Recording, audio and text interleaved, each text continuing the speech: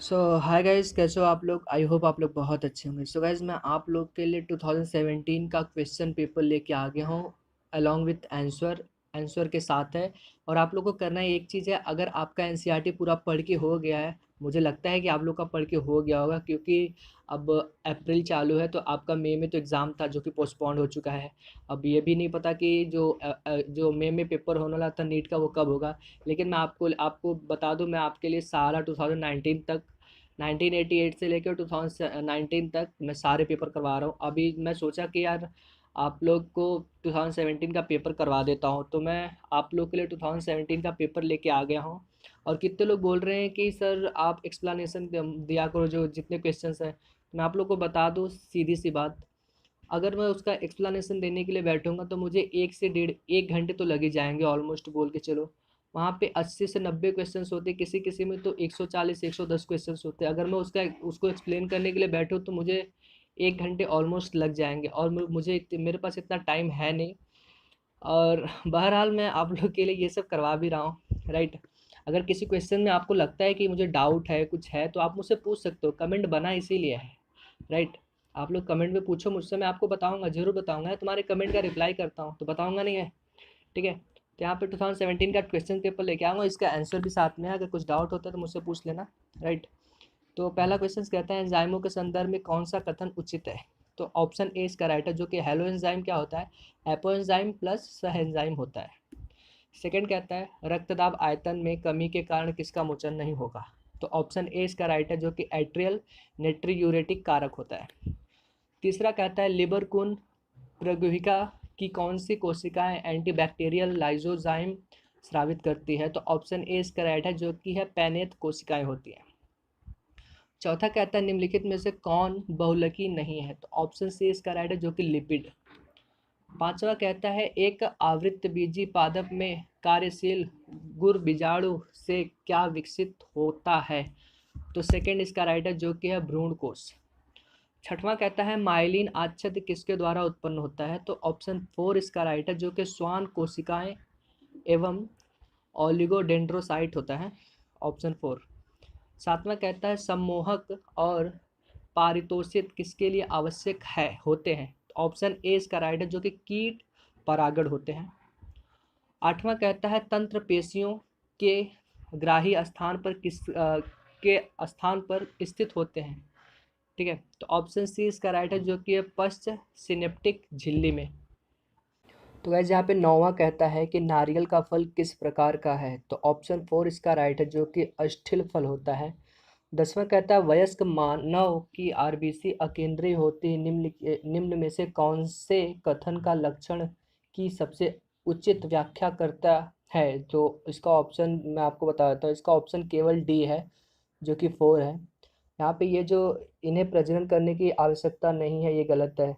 यहाँ पे ये कार्य कोशिकाएं हैं, ये भी गलत है। ये उपापचय उपापचय नहीं करती, ये भी गलत है।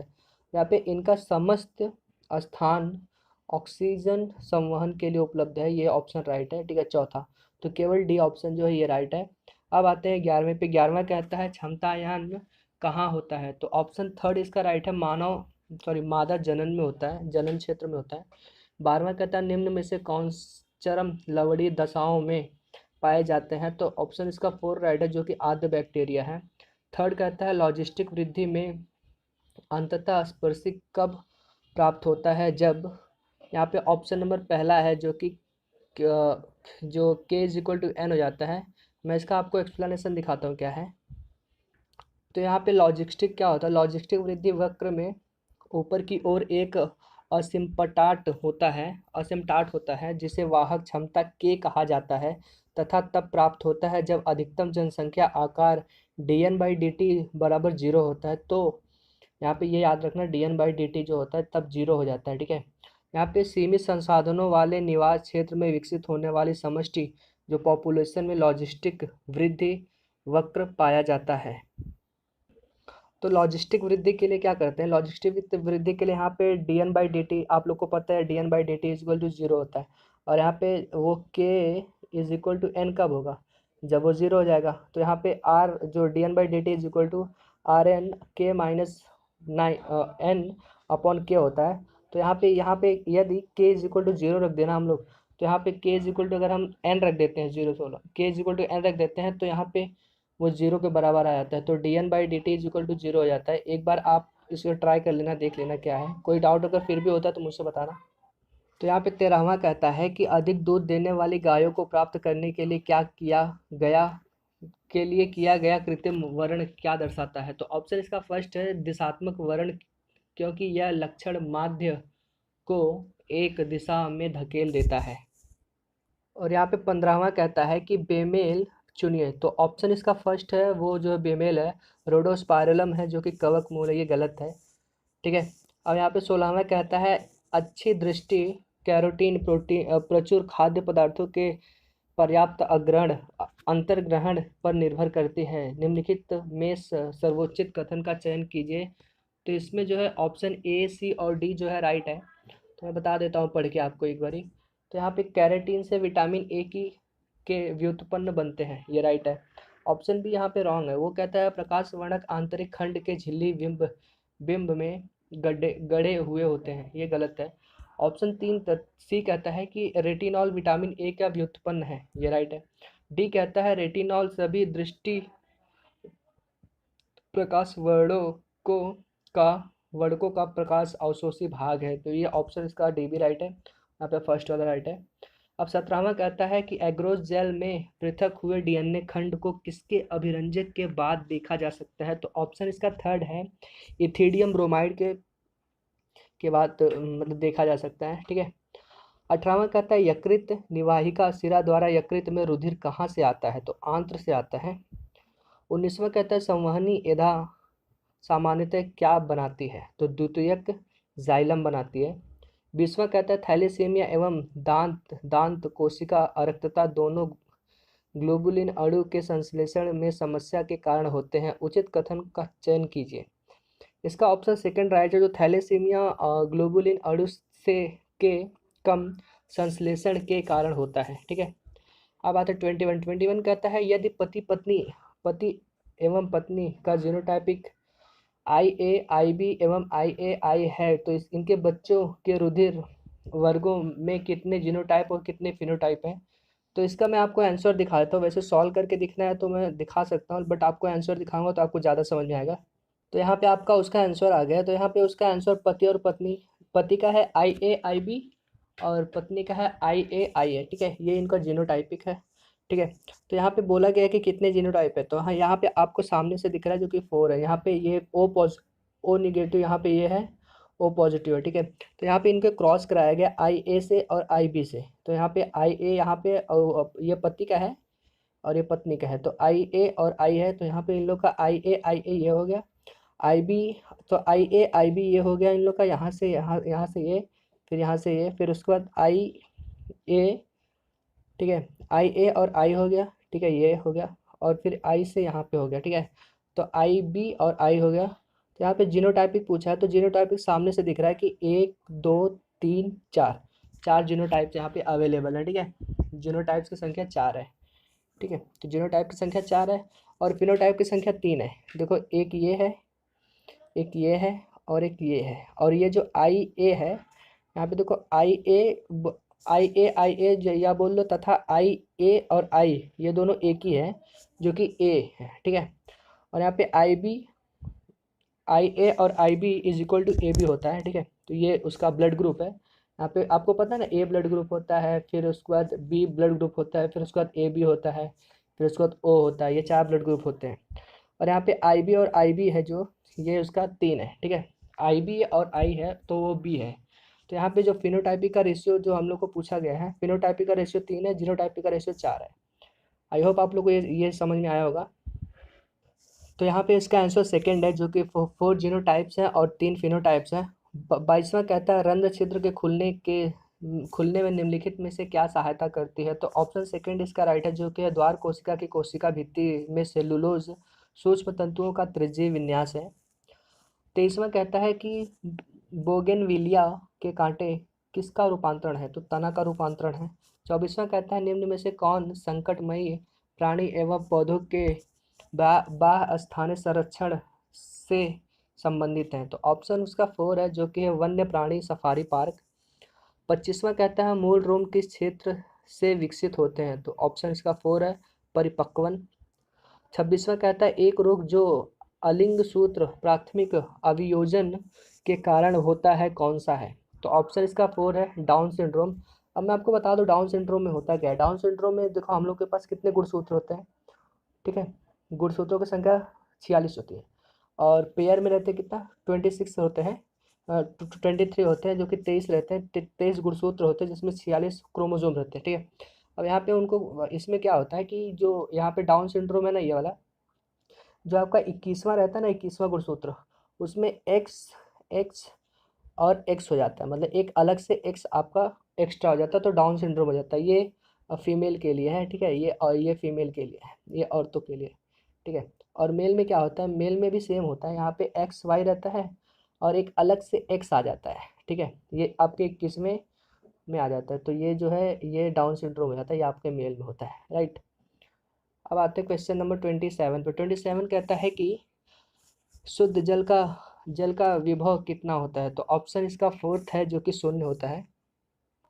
यहाँ पे 28वां कहता है कि निम्नलिखित में से कौन सा विकल्प सूत्र विभाजन के दौरान होने वाली घटनाओं का सही अनुक्रम दर्शाया गया है? तो ऑप्शन इसका फर्स्ट राइट है जो कहता है संघनन होता है, फिर केंद्रक झिल्ली का विघटन होता है, फिर मध्य रेखा पर व्यवस्था होती है, फिर गुणसूत्र बिंदु का विभाजन होता है, फिर पृथक्करण होता है, फिर अंत्यावस्था होता है, ठीक है। ये आप लोग याद करके रखना, ठीक है। अब आते हैं 29 पे। 29 कहता है बाजार से भेजने से पहले अभिव्यक्त प्रोटीन के पृथक्करण और शुद्धिकरण की प्रक्रिया को क्या कहा जाता है? तो अनुप्रवाह प्रक्रमण कहा जाता है, ऑप्शन फर्स्ट इसका राइट है। अब कहता है 30वां कहता है मानव शरीर में कौन सी अंतःस्रावी ग्रंथियां अस्थायी है? तो पीतक पिंडी जो होती है ये अस्थायी है, ठीक है, बाकी सब अस्थायी होते हैं। 31वां कहता है निम्न में से कौन मृतक कोशिकाओं का बना होता है? तो ऑप्शन इसका सेकंड राइट है जो कि काग होता है, वो मृतक कोशिकाओं का बना होता है। 32 कहता है कि निवही शैवाल का एक उदाहरण कौन सा है? तो वॉलवॉक्स है, ऑप्शन फर्स्ट राइट है। 33 कहता है स्तंभ एक में दिए गए यौन संचारित रोगों को उनके रोग कारकों स्तंभ एक के साथ सुमेलित कीजिए और सही विकल्प का चयन कीजिए, राइट। तो यहाँ पे आपका मैं आपको मिला के दिखा देता हूँ इसका क्या क्या है। तो यहाँ पे आपका जो सुजाक है, सुजाक का ऑप्शन ऑप्शन आपको नाइजीरिया आता है, ठीक है, नाइजीरिया आता है। और सिफिलिस जो आता है, जो सिफिलिस आता है उसका आता है ट्रैपोनिया आता है, ठीक है, ट्रैपोनिमा आता है। और जनन मत्स्य का जो होता है, जनन मत्स्य का होता है वो आपका आता है ह्यूमन पैपिलोमा विषाणु होता है। और एड्स का तो सबको पता ही है कि HIV होता है, तो ये इसका ऑप्शन राइट है, फोर्थ इसका ऑप्शन राइट है। अब आते हैं 34 पे। 34 कहते हैं कॉपर मोचित आयोडीएस में कॉपर आयनों का क्या तात्पर्य होता है? तो ये कहते ये है कि ये शुक्राणुओं की गतिशीलता एवं निषेचन की क्षमता कम कर देते हैं। 35वां कहता है निम्नलिखित में से कौन सा वाहित मल उपचार में निलंबित हुए ठोसों को निकालता है? तो ऑप्शन इसका सेकंड राइट है जो कहता है कि प्राथमिक उपचार। अब यहाँ पे आता है 36 कहता है हेमिकॉर्डेट्स कॉर्डेटों के साथ कौन से महत्वपूर्ण विशिष्टताएं की साझेदारी करते हैं? तो ऑप्शन इसका सेकंड राइट है जो कि क्लोम छिद्र युक्त ग्रसनी होता है। 37 कहता है DNA एक आनुवांशिक पदार्थ है जिसका अंतिम प्रमाण किसके प्रयोग से आया है? तो आनुवांशिक जो पदार्थ था उन्होंने खोजा था, हर्षे और चेस ने खोजा था, ठीक है। काफ़ी बहुत इजी इजी क्वेश्चन आते हैं, एक बार आप लोग NCERT आपको क्लियर है ना, सारे आंसर कर ले जाओगे यार, कोई टेंशन। 320 330 आराम से आते हैं। 38 कहता है कि निम्नलिखित में से मटर के कौन से लक्षण पर मेंडल द्वारा अपने प्रयोगों में विचार नहीं किया गया था? तो ऑप्शन फर्स्ट इसका राइट है जो कि त्वचा ग्रंथिल और ग्रंथिल रहित। इस पे कौन मेंडल ने तो इस पे नहीं किया था, ये इसका ऑप्शन राइट है फर्स्ट वाला। 39 कहता है विशिष्ट श्वसन मूलों को उत्पन्न करने वाले तथा सजीव प्रजक्ता दर्शाने वाले पादप निम्नलिखित में से किससे किससे संबंधित है? तो ऑप्शन इसका फर्स्ट राइट है जो कि लवण मृदोद्भिद से संबंधित है। 40वां कहता है एटलस तथा एक्सिस के मध्य किस प्रकार की पाइवोट संधि होती है? तो ऑप्शन इसका सेकंड राइट है जो कि साइनोवियल संधि होती है। यहाँ पे 41वां कहता है प्रकाश संश्लेषण की दर को प्रभावित करने वाले कारकों के विषय में निम्नलिखित में से कौन सा कथन सही नहीं है? तो इसमें से ऑप्शन जो सेकंड है वो सही नहीं है, जो कहता है C3 पादप उच्च तापमान की प्रक्रिया को बढ़ा हुआ प्रकाश संश्लेषण दर्शाते हैं, जबकि C4 पादपों के लिए इष्टतम तापमान अपेक्षाकृत काफ़ी कम होता है। ये गलत है, ठीक है। अब आते हैं क्वेश्चन नंबर 42 पे। 42 कहता है डीएनए के खंड कैसे होते हैं। तो डीएनए के खंड होते हैं ऋणात्मक। अब मैं बता दूं ऋणात्मक क्यों होते हैं। ऋणात्मक इसलिए होते हैं क्योंकि उसमें एक फॉस्फेट ग्रुप होता है, ठीक है। इसका जो होता है ना, एक फॉस्फेट समूह की उपस्थिति के कारण डीएनए का खंड ना ऋणात्मक आवेशित होता है। 43 कहता है कि निम्न में से कौन सा अवयव बैक्टीरियल कोशिका को चिपकने की विशिष्टता प्रदान करता है। आप लोग को पता होगा कि बैक्टीरिया का मतलब ये समझ लो एक बैक्टीरिया है, उसके यहाँ पे एक कोशिका भित्ति है या फिर कोशिका झिल्ली जो कुछ भी होती है, ठीक है। उसका बाहरी आवरण होता है, फिर वहाँ पे उसके एक और इसका बाहरी आवरण होता है बैक्टीरिया का, ये वाला पार्ट। ये पता है क्या होता है, ये ग्लाइकोकैलिक्स होता है जो कि चिपकने में बहुत ही सहायता करता है, ठीक है। ये बहुत चिपचिपा सा होता है और ये किसी भी स्थान पे जाके चिपक जाता है, राइट। अब यहाँ पे आता है 44 कहता है निम्न में से कौन सा विकल्प अग्नाशयी रसों के संयोजन को सर्वोचित रूप से दर्शाया गया है। तो ऑप्शन इसका थर्ड राइट है, जो कि है lipase, amylase, trypsinogen, pro procarboxypeptidase है, ठीक है। अब आते 45 कहता है निम्न में से कौन जलीय स्तनपायी पाइयों का उचित समूह है। तो ऑप्शन इसका जो है सेकंड राइट है, वेल, डॉल्फिन और सील होता है। 46 कहता है फल और पत्तियों के समय पूर्ण झड़ने को किसके उपयोग द्वारा रोका जा सकता है। तो वो ऑक्सीजन के द्वारा रोका जा सकता है। अगर फल और पत्तियों के समय पूर्ण से झड़ने पर अगर उसे रोक सकते हैं तो ऑक्सीजन देकर उसे रोक सकते हैं, ठीक है। अब 47 कहता है नर मेढक में शुक्राणुओं के स्थानांतरण के उचित मार्ग का चयन कीजिए। तो इसका ऑप्शन जो है इसका थर्ड है। पहले वृषण से शुक्र वाहिकाएं से वृक्क से बिडरनाल से मूत्र जननी वाहिनी, फिर अवस्कर होता है, ठीक है। वहाँ पे जाके फिर बाहर निकल जाता है। अब आते हैं 48 पे। 48 कहता है एक दंपति जिसके पुरुष में शुक्राणुओं की संख्या बहुत कम है, जिसके लिए निषेचन की कौन सी तकनीक उचित रहेगी। तो कृत्रिम वीर्य सेचन जो होता है सेकंड ऑप्शन ये राइट है, क्योंकि बाहर से जो कृत्रिम वीर्य सेचन तो उन्हीं का ही स्पर्म रहता है, लेकिन उसे बाहर से फिर मतलब जहाँ अंदर डालते हैं यार, और क्या। ओके 49 है यहाँ पे, किस पारितंत्र में अधिकतम जैव भार होता है। तो वनस्पति पारितंत्र होता है इसका एग्जाम्पल। अब आते हैं कि 50 कहता है फेफड़े हवा से भरे हुए कोश कूपिकाओं के बने होते हैं, बलपूर्वक निःश्वसन के बाद भी ये किसी कारण से पूर्णतः नहीं सिकुड़ते। वो अवशिष्ट आयतन होता है जिसकी वजह से ये नहीं सिकुड़ते, पूर्णतः अवशिष्ट आयतन होता है, ठीक है। ऑप्शन 4 इसका राइट है। जो कहता है 51 कहता है कि सुस्पष्ट ऊर्ध्वाधर स्तरों में व्यवस्थित पादपों की अपनी लंबाई के अनुसार उपस्थित सबसे अच्छी कहाँ देखी जा सकती है। तो ऑप्शन इसका फर्स्ट राइट है, जो कि उष्ण कटिबंधीय वर्षा वन में देखी जा सकती है। 52 कहता है निम्न में से कौन सा कथन उचित है। तो ऑप्शन इसका 4 जो है राइट है, बाकी सब रॉन्ग है। 4 कहता है कि हेनले पास की आरोही भुजा जल के लिए अपारगम्य है, ठीक है। तो ये इसका ऑप्शन राइट है, फोर्थ वाला। फिर उसके बाद 53 कहता है अलेक्जेंडर वॉन हमबोल्ट ने सर्वप्रथम क्या वर्णित किया है। तो जाति क्षेत्र संबंध किया था, ऑप्शन सेकंड इसका राइट है। 54 कहता है युग्मज अर्धसूत्र विभाजन किसका विशिष्ट लक्षण है। तो ऑप्शन इसका थर्ड राइट है, जो कि क्लेमाइडोमोनास राइट है। और इसके बाद यहाँ पे 55 कहता है यदि एक आरएनए में 999 क्षारक है जो कि 333 अमीनो अम्ल वाली एक प्रोटीन के लिए कूट करते हैं, और 901 पर स्थित क्षारक का इस तरह से विलोप हो जाता है, मतलब हट जाता है, निकल मतलब उसमें कुछ तो फ्रेम शिफ्ट म्यूटेशन हो जाते हैं, ठीक है उसमें। तो किस की उस आरएनए की लंबाई 1988 हो जाती है, 1988 बोला 998 क्षारकों वाली हो जाती है। तो इसमें कितने कोडान बदल जाएंगे। तो मैंने इसका शायद से इसको मैंने सॉल्व किया है, तो मैं उसको दिखा देता हूँ वो क्या है। वैसे इसका ऑप्शन जो है सेकंड है 33।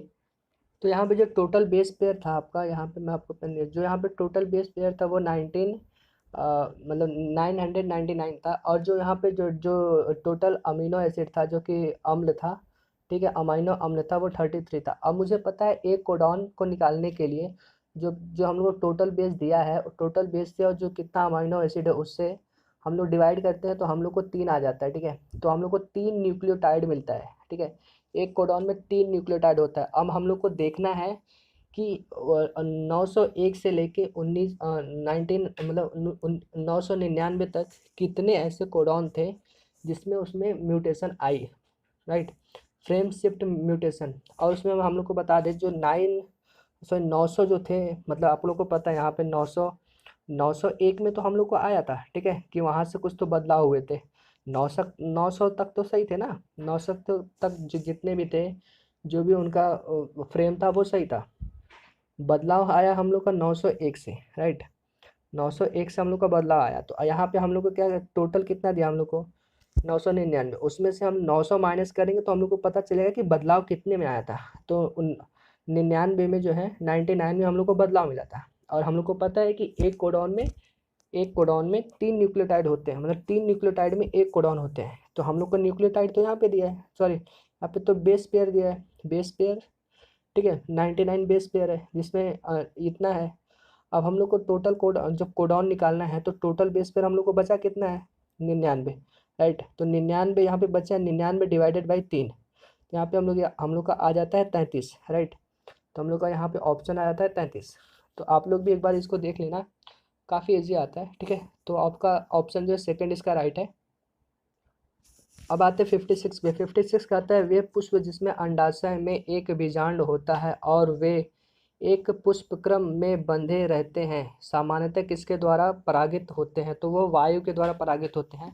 57 कहता है कि ऊतकों या अंगों का प्रतिरोपण अधिकतर रोगी के शरीर द्वारा अस्वीकृत के कारण असफल हो जाता है। इस प्रकार के निराकरण के लिए कौन सी प्रतिरक्षी अनुक्रिया उत्तरदायी है।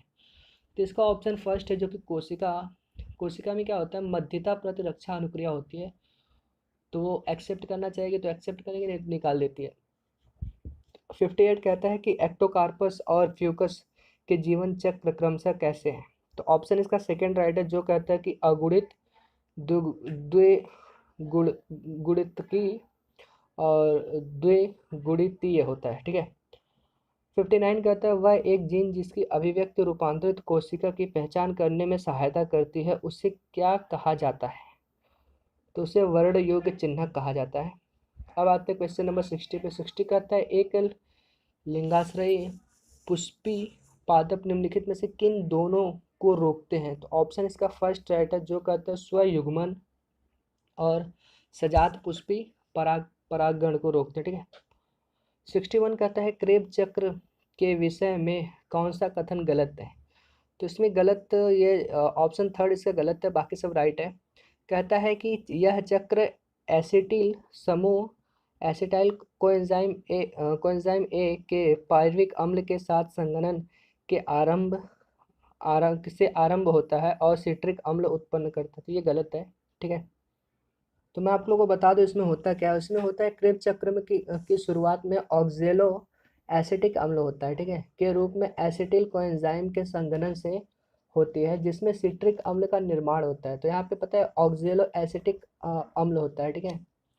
अब आते हैं क्वेश्चन नंबर 62 पे। 62 कहता है निम्नलिखित में से किसमें फॉस्फोइनॉल पायरुवेट पीईपी एक प्राथमिक CO2 जो कार्बन डाइऑक्साइड ग्राही है। तो ऑप्शन इसका फर्स्ट राइट है जो कि है C4 पादप होते हैं। 63 कहता है कि DNA प्रतिक्रियन के दौरान ओजा ओकाजाकी खंड किसको बढ़ाते हैं। तो इसका ऑप्शन थर्ड राइट है जो कहता है प्रतिकृति द्विसाख से भरे सॉरी परे प्रतिकृति द्विसाख से परे पश्चगामी स्टैंड को, ठीक है, बढ़ाते हैं, राइट। अब आते हैं 64। 64 कहता है निम्नलिखित में से कौन सा आरएनए प्राणी कोशिका में प्रचुरता में होना चाहिए। तो ये आरआरएनए होता है जो कि काफ़ी होता है प्रचुरता में, ठीक है। ऑप्शन 4 इसका राइट है। 65 कहता है जनन के लिए आवश्यक हाइपोथैलेमिक हार्मोन जीएनआरएच किस पर कार्य करता है? तो वो अग्रपीयूष ग्रंथि पर और एलएच एवं एफएसएच श्रावण को उद्दीपित करता है। अब आते क्वेश्चन नंबर 66 पे। यहाँ पे 66 कहता है कि जैल वैद्युतकरण संचलन के दौरान एग्रोज जैल पर डीएनए खंडों की गति के लिए कौन सा मापदंड होगा? तो ऑप्शन इसका फर्स्ट राइट है जो कहता है अपेक्षाकृत छोटे आमाप का खंड अपेक्षाकृत दूर हो जाता है, ठीक है। 67 कहता है कि इसका वयस्कों में वृद्धि हार्मोन का अतिस्रवण उसकी उनकी लंबाई नहीं बढ़ाता, क्योंकि उसका ऑप्शन फर्स्ट जो है राइट है जो कहते हैं किशोरावस्था के पश्चात एपिफिशियल प्लेंटे बंद हो जाती हैं, ठीक है।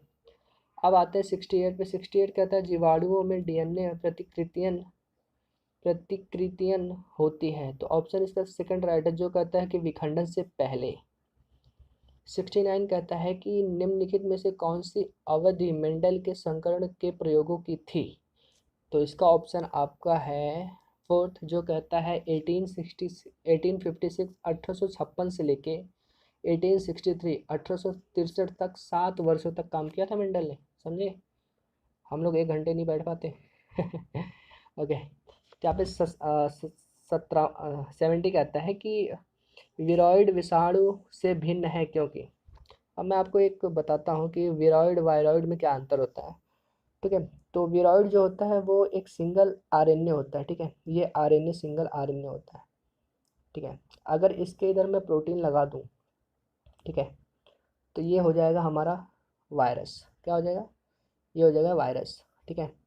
अगर अगर मैं यहाँ पे ये जो आरएनए था ये ये तो हम लोग का होगा विरॉइड। अगर यहाँ पे हम प्रोटीन लगा दे आरएनए के इधर, ठीक है, अगर मैं यहाँ पे आरएनए की तरह प्रोटीन लगा देता हूँ तो ये होगा वायरस। अगर मैं केवल प्रोटीन आरएनए को निकाल देता हूँ तो ये तो हो गया वायरस, ये होगा वायरॉइड, ठीक है। ये हो गया वायरॉइड, ये हो गया वायरस और ये होगा प्रायोन्स, ठीक है। ये प्रायोन्स सिंगल प्रोटीन रहता है, ठीक है, सिंगल प्रोटीन रहता है उसे प्रायोन्स बोलते हैं। और प्रायोन्स भी बीमारी पैदा करता है, वायरस भी करता है और आरएनए भी पैदा करता है, ठीक है। अगर आप लोग एक बात जान लीजिए, वायरस में जो ये वायरस है, वायरस में आरएनए भी हो सकता है, डीएनए भी हो सकता है, लेकिन दोनों नहीं हो सकते। इस बात को ध्यान रखना, या तो आरएनए होगा या तो जेनेटिक मटेरियल या तो डीएनए जेनेटिक मटेरियल होगा, ओके। और यहाँ पे 71 कहता है, 71 कहता है यहाँ पे आपका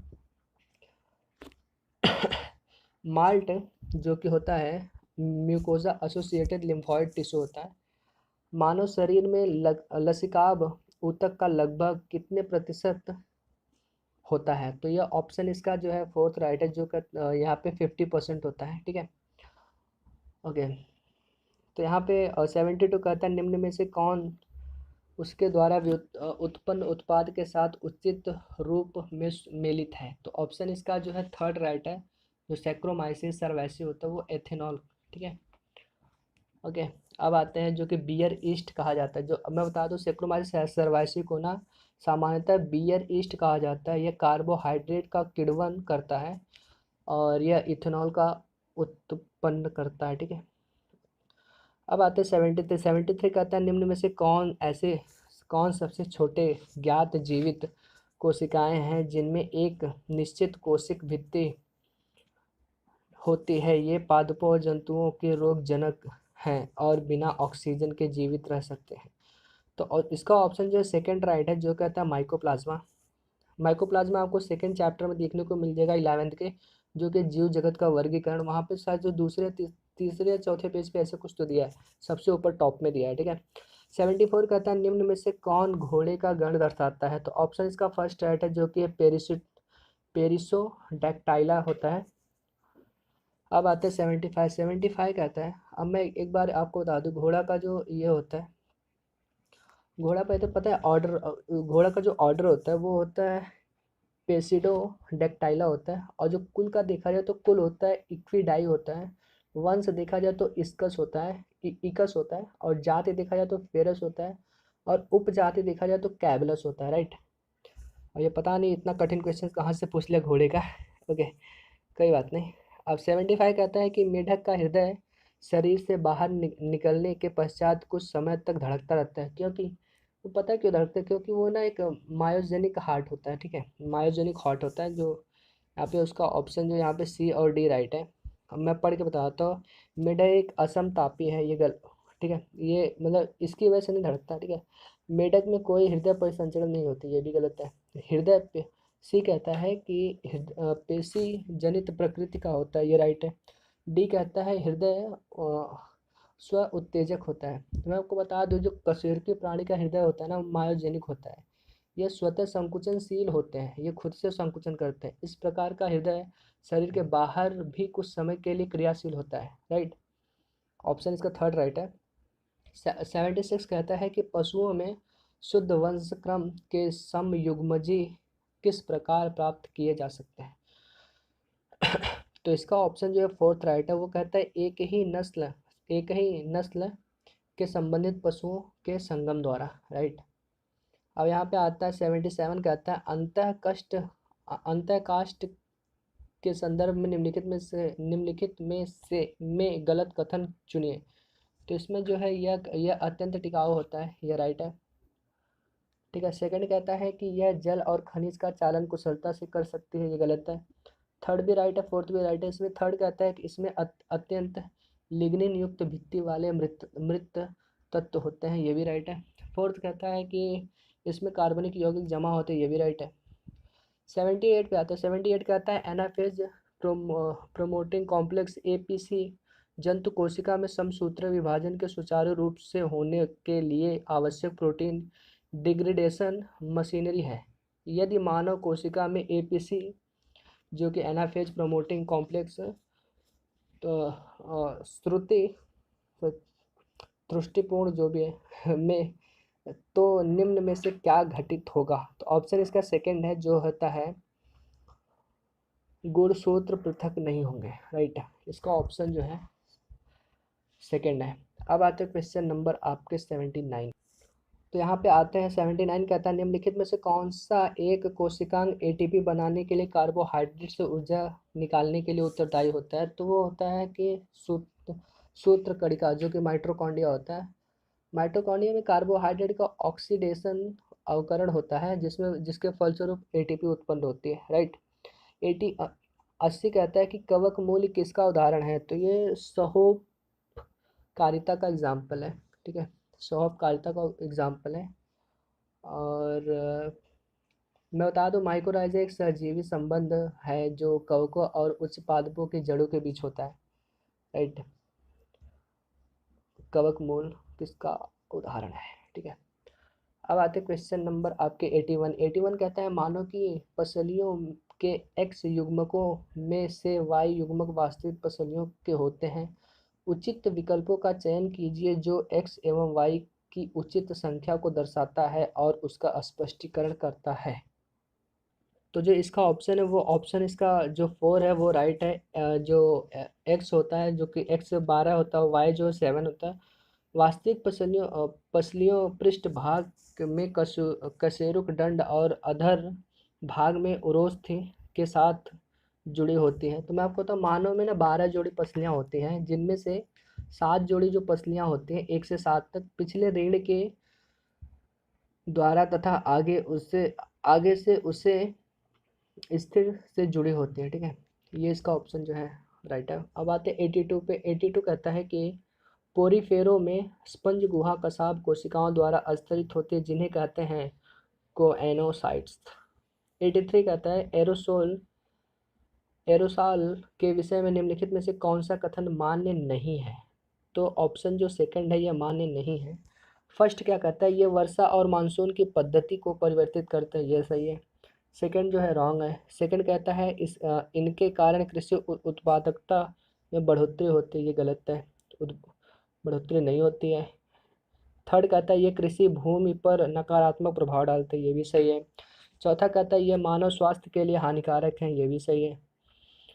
यहाँ पे ये कहता है कि 84 कहता है कि 84 एक 2 वर्ष के शिशु को क्रीड़ा पाठशाला में प्रवेश दिलाया गया। वहां दंत परीक्षण पर दंत चिकित्सक ने पाया कि शिशु के 20 दांत थे। शिशु के कौन से दांत अनुपस्थित थे?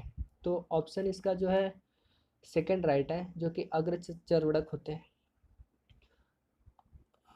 तो यहाँ पे 84 वाले में एक बात और सुन लो आप, जो अस्थाई दांत 12 वर्ष की उम्र तक आ जाते हैं, राइट। तो जबकि अंतिम मोलर्स यदि वे आए तो 18 वर्ष की अवस्था के पश्चात आते हैं, ठीक है। जो मोलर्स होते हैं, ठीक है, वो 18 साल की अवस्था के बाद आते हैं। जो अगले दंत का जो दंत सूत्र होता है ना, वो आपका होता है यहाँ पे 21, 22, 21, 22, ये फॉर्मूला होता है, ठीक है।